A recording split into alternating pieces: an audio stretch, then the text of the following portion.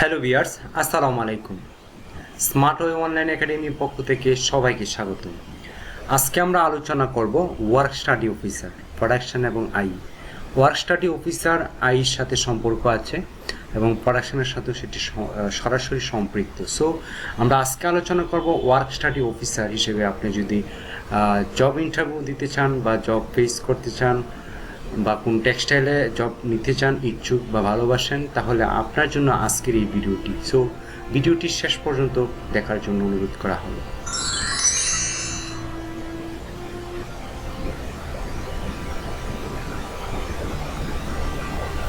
আজকে যা যা শিখব, ওয়ার্ক স্টাডি অফিসারের জব রেসপন্সিবিলিটি কী কী, ওয়ার্ক স্টাডি অফিসারের সম্পর্কিত ভাইভা বোর্ডের প্রশ্ন,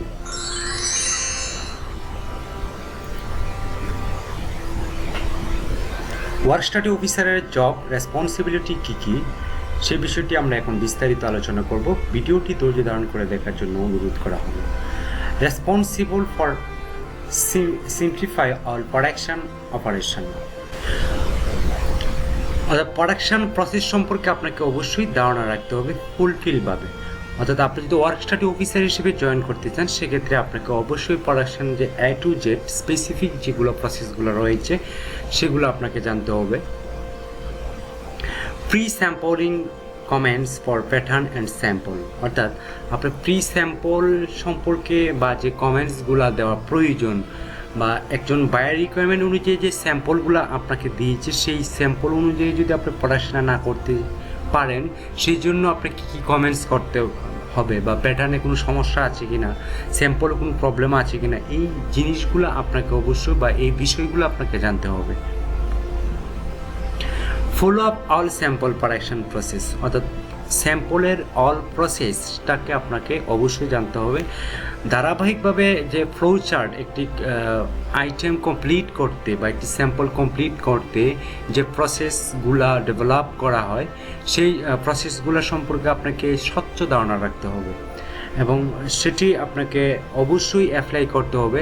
thread consumption, ratio consumption, pattern problem, etcetera etcetera quality সম্পূর্ণ অবশ্যই আপনাকে কমপ্লিট করে দিতে হবে।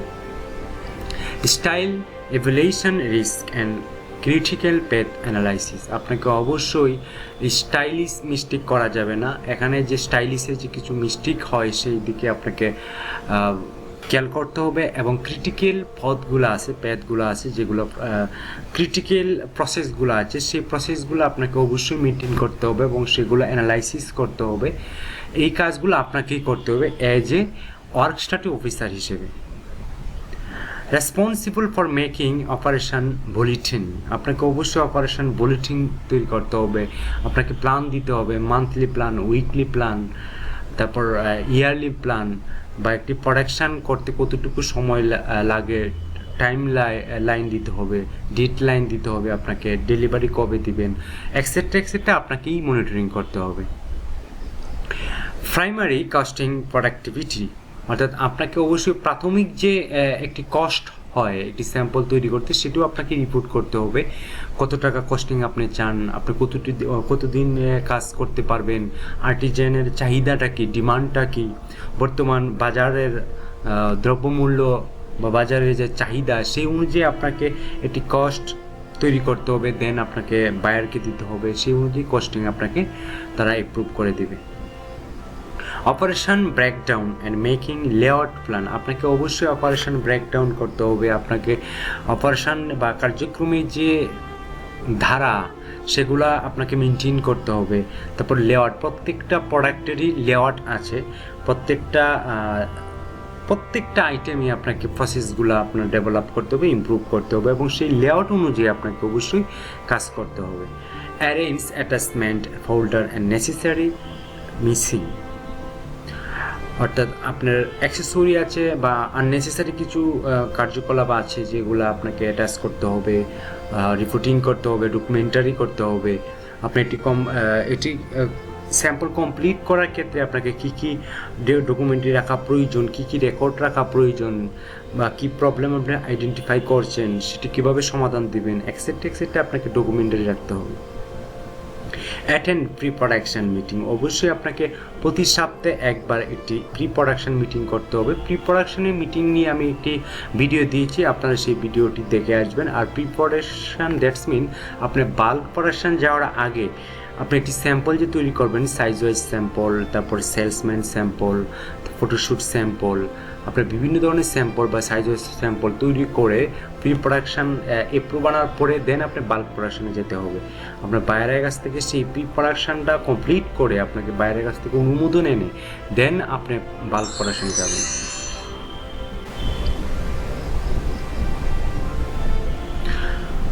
ওয়ার্ক স্টাডি আর জব রেসপন্সিবিলিটি কী আমরা ধারাবাহিকভাবে আলোচনা করে যাচ্ছি, অবশ্যই ভিডিওটা শেষ অবধি দেখবেন।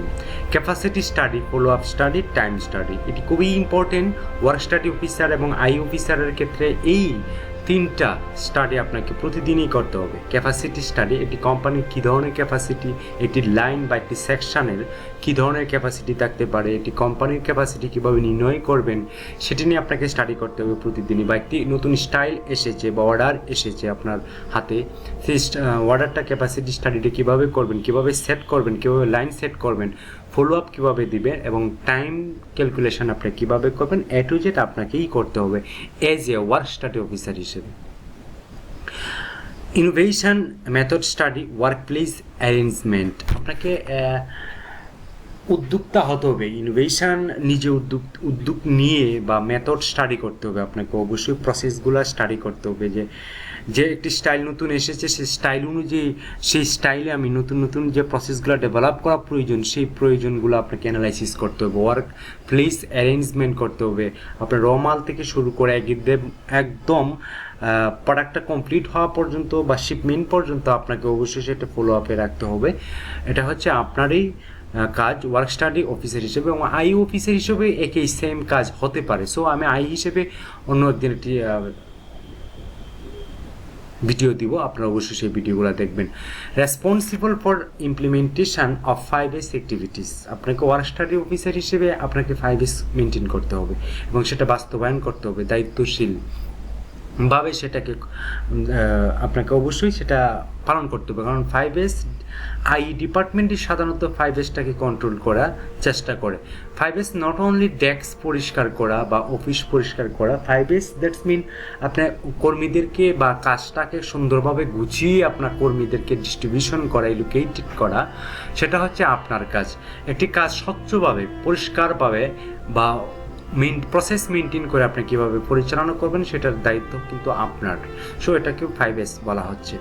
লাইন ফিটিংস রিপোর্ট, আপনাকে অবশ্যই লাইন যে ফিটিং দিবে, আপনাকে লাইনে যে কাজটা সেট করা হবে এজ এ ইনচার্জ হিসেবে, ওয়ার্ক স্টাডি অফিসার হিসেবে আপনাকে সেটাকে মনিটরিং করতে হবে এবং সেটা রিপোর্ট আপনাকে কালেক্ট করতে হবে। দেন আপনার টপ ম্যানেজমেন্টের কাছে সেই রিপোর্টটা সাবমিট করতে হবে বাই মেইল অথবা over phone.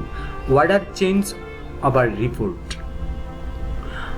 Report, that's mean order যদি কোনো চেঞ্জ হয়, প্রত্যেকটা ওয়ার্ডার তো একটা সার্টিন পিরিয়ড পর্যন্ত থাকে, 5 দিন 10 দিন বা 1 মাস, কিন্তু প্রতিনিয়তই কিন্তু আপনাকে অর্ডার চেঞ্জ হচ্ছে, স্টাইল নতুন আসছে, নতুন স্টাইল নতুন ডিজাইন নিয়ে আপনার কাছে আসছে, সেই অনুযায়ী আপনাকে অবশ্যই রিপোর্ট করতে হবে এবং সেটি কিপিং করতে হবে এটি as a work study officer হিসেবে। বোটলনেক ফাইন্ড অ্যান্ড লাইন ব্যালেন্সিং, আপনাকে বোটলনেক দ্যাটস মিন বোটলনেক ভিডিও আমি দিয়েছি, আপনার যেখানে যে প্রসেসগুলো সমস্যা হয়, যে ফাইন্ডিং হয় বা যে সেকশানে গিয়ে আপনার প্রবলেমটা জড়ো হয়ে সেটা প্রোডাক্টিভিটি না এগিয়ে বরং সেখানে স্টপ হয়ে যায় প্রোডাকশানটা, সেখান থেকে আপনি উত্তরণ হওয়ার জন্য কী প্রসেস অবলম্বন করতে হবে বা কী ধরনের সলিউশন মেকিং করতে হবে, সেই বিষয়ে কীভাবে সিদ্ধান্ত দেবেন সেই বিষয়ে আপনাকে নলেজ রাখতে হবে। এবং লাইন ব্যালেন্সিং, আপনাকে প্রত্যেকটা লাইনের একটি ব্যালেন্সিং রাখতে হবে, প্রতিদিন প্রোডাকশান আপডেট, প্রতি ঘন্টায় প্রোডাকশান আপডেট আপনাকে রাখতে হবে, সেখান থেকে আপনি ব্যালেন্সিংটা নিয়ন্ত্রণ করতে হবে। ডেইলি টার্গেট ফলো আপ, অবশ্যই প্রতিদিনের টার্গেট আপনাকেই ফলো আপ করতে হবে। Control wipe and cutting imports, অর্থাৎ ওয়াইপ দ্যাটস মিন কাটিংয়ের যে আপনার অস্ত্রগুলো রয়েছে বা যে টুলসগুলো রয়েছে সেই টুলসগুলো আপনাকেই ইমপ্রুভ করতে হবে। সিজার যেগুলো দিয়ে আমরা কাটিং করি বা যদি ইলেকট্রনিক্স মেশিন থাকে সেক্ষেত্রে ভিন্ন বিষয়, কিন্তু যেটি ম্যানুয়াল সিজার সেগুলোকে ধার দেওয়া আপনার এই কাজ একজন ওয়ার্ক স্টাডি অফিসার হিসেবে আপনাকেই কন্ট্রোল করতে হবে।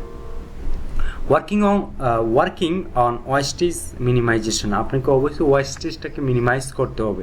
আপনি যদি ওয়েস্টেজ বেশি করে ফেলেন কাপড় বা ফেব্রিক সেক্ষেত্রে বা টাইমেও সেটা এখানে একটা মুখ্য বিষয়, টাইম ওয়েস্টেজটা একটা বড় একটা ফ্যাক্ট। একটি কোম্পানির প্রোডাক্টিভিটি বৃদ্ধি করার ক্ষেত্রে টাইম ওয়েস্টেজটা আপনাকে কন্ট্রোল করতে হবে এবং অ্যাক্সেসরিজ ওয়েস্টেজটাও আপনাকে কন্ট্রোল করতে হবে।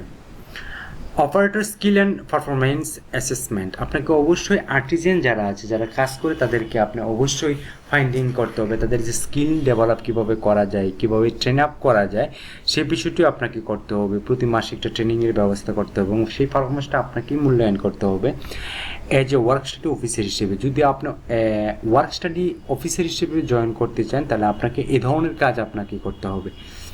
Any other risk assigned by the management, আপনাকে যে কোনো প্রবলেম আসতে পারে সেগুলো আপনাকে অবশ্যই সিদ্ধান্ত দিতে হবে, সিদ্ধান্ত মেকিং করতে হবে।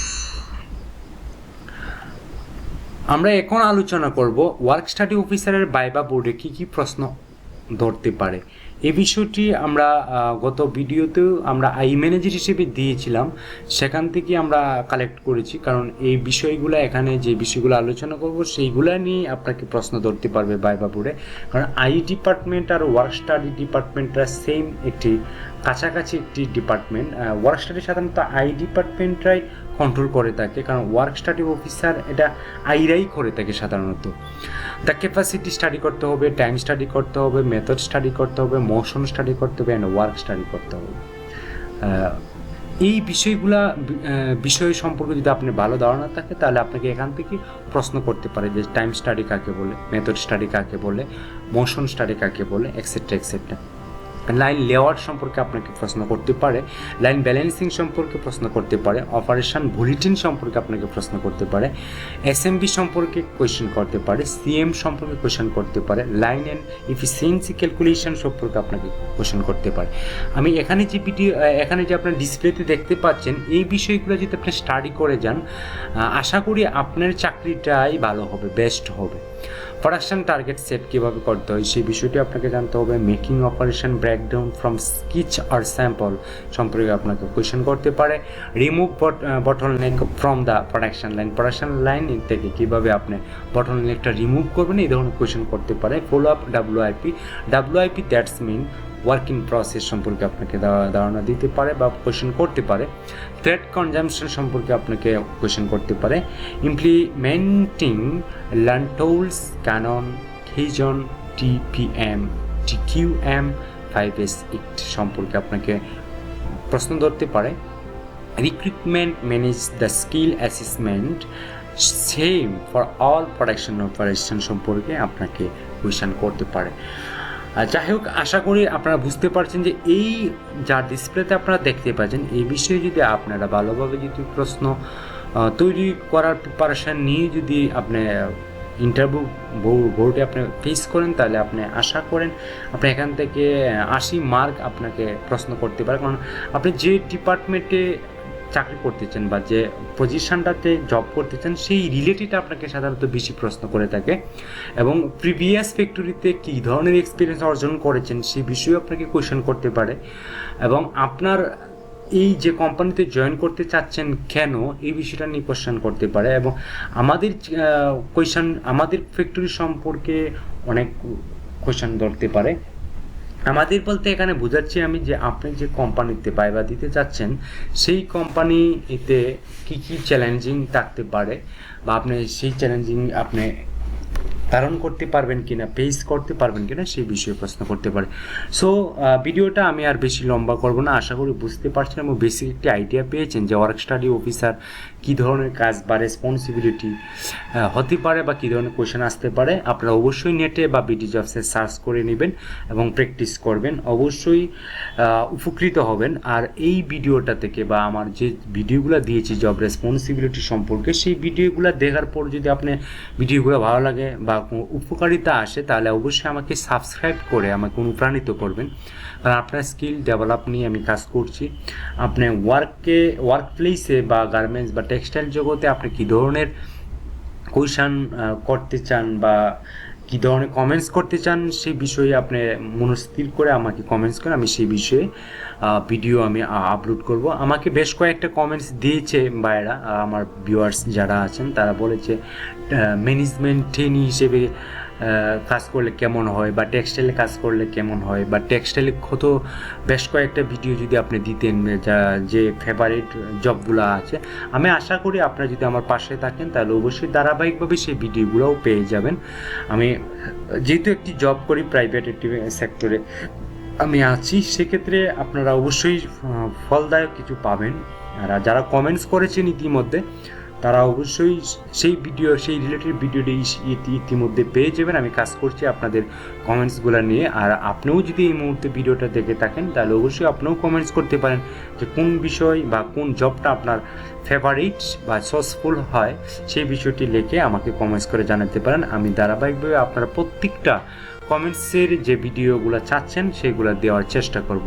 সো ভিডিওটা যদি ভালো লাগে থাকে অবশ্যই আমাকে সাবস্ক্রাইব করে পাশে থাকবেন। ধন্যবাদ এতক্ষণ ভিডিওটি দেখার জন্য। আজকে এই পর্যন্তই। ভালো থাকবেন, সুস্থ থাকবেন। আল্লাহ হাফেজ।